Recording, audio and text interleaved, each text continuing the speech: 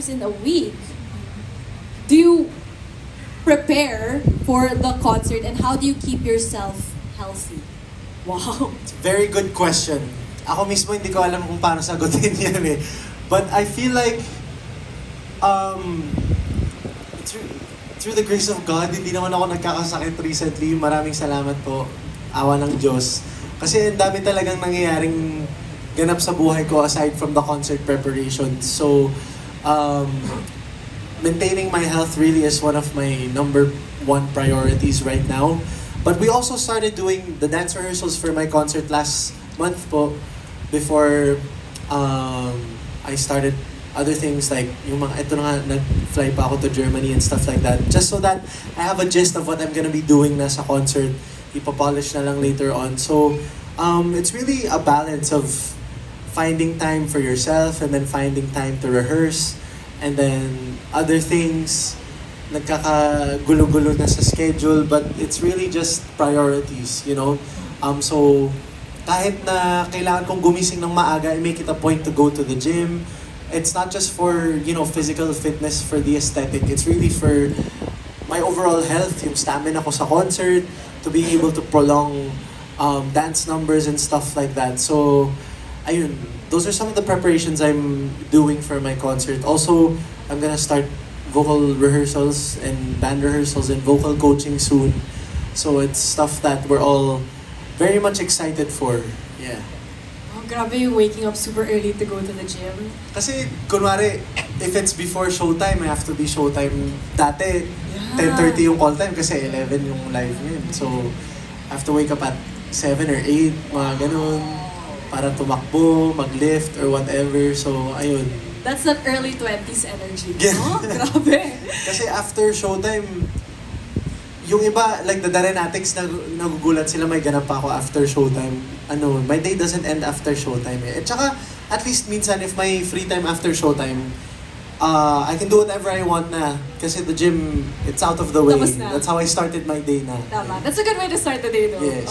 Okay. Next, the question coming from Mommy Jo of JoeConsole.net. Is Mommy Jo here? Hello po! Ah, there. So we have our mic, or should I give my mic? Okay, my mic na lang. Ayan. Thank you, BJ Sam. Of course, very hardworking tayo. Thank you, DJ. Thank you, DJ Sam. Congratulations, Darren, on your 10 years. Thank you po, salamat po. Oh, we're so excited for you. Thank you po. Siguro my question is, in the 10 years, do you think you have achieved your goal in your music career already, o meron pa? At saka, are there some more up your sleeves that you're hiding, that you're going to unveil in this concert? We're excited to see kung meron kang surprise. Salamat po. Of course, there's a lot of surprises for this concert. Not just in terms of the music po, but also the production, the stage design, the prods. Very exciting po. But for me, of course, there's so many things that I've already achieved in terms of my personal goals in my career in the past 10 years. Siyempre po, nung 12 years old ako, nung pumunta dito for The Voice Kids, pangarap ko lang naman maisa lang sa blind auditions, tsaka maisa lang sa ASAP natin to. So those are some of the goals and dreams that I have already achieved in the past 10 years. Ayun po, to stage my own major solo concerts, to release albums and all that. To be part of yung mga ito pong mga acting, movies, and also series and stuff like that. So those are some of the things that I've achieved from my bucket list po. And there's nothing wrong with wanting more. Siguro for me, I want to release music internationally pa, like to be on the global stage din po. Hopefully soon din. So those are some things that I want to achieve pa in my career as well. And also in terms of my personal life, siguro to be able to continue my studies kapag may time na talaga para matutukan ko po. Kasi I stopped after high school.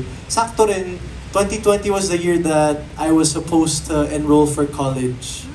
Tapos, ayun, dahil sa pandemya hindi na natuloy. So who knows?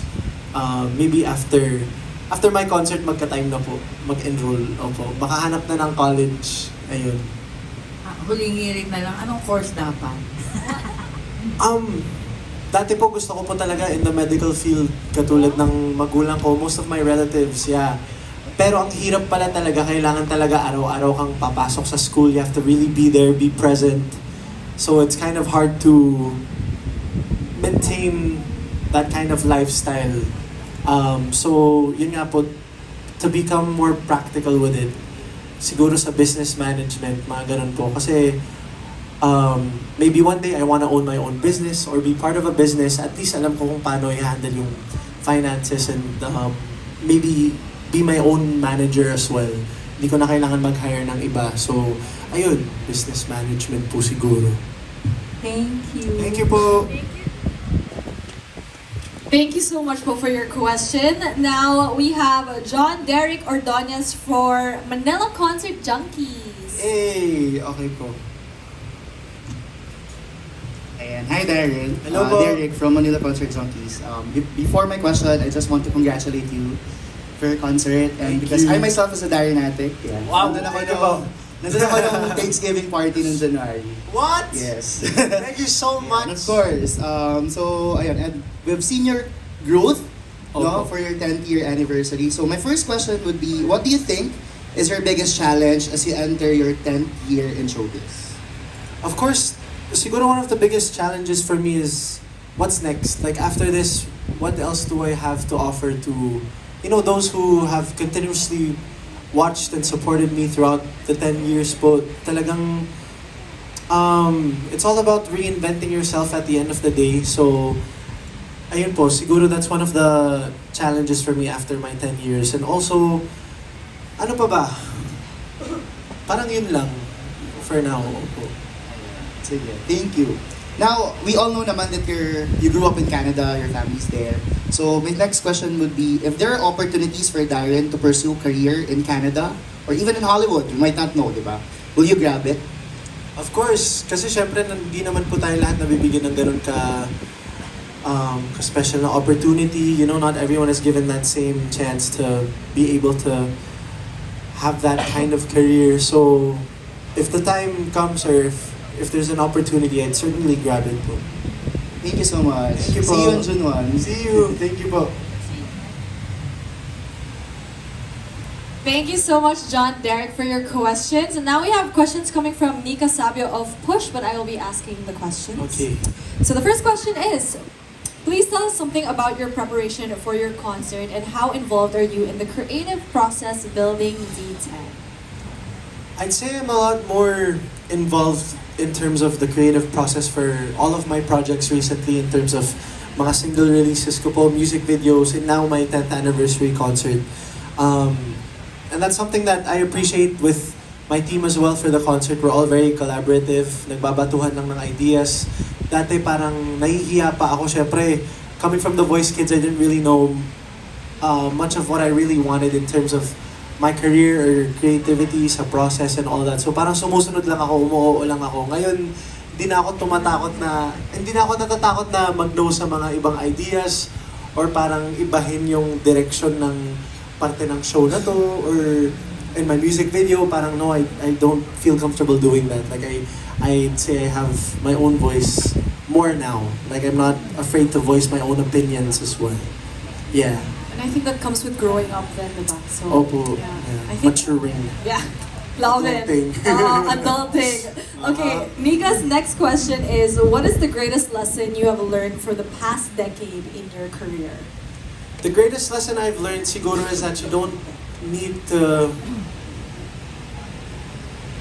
to be a winner to feel like a winner, you know? Kasi syempre, sa The Voice Kids, hindi naman po ako yung nanalo, pero ang dami nang nangyari sa aking buhay. There's so much stuff that's happened in terms of my career, my personal life as well, and I never expected any of this to happen. So just don't give up, really. There's always gonna be a door that's open for you. It might not be now, but when the time comes, as long as you're willing enough to take risks and improve on whatever you're trying to improve on, it's gonna happen. And yun nga, naniniwala ako na if it's meant for you, it'll happen. Yes. Yeah. May pa-quotable quotes ang isang Darren today. Maraming salamat. I love it. Guys, pwede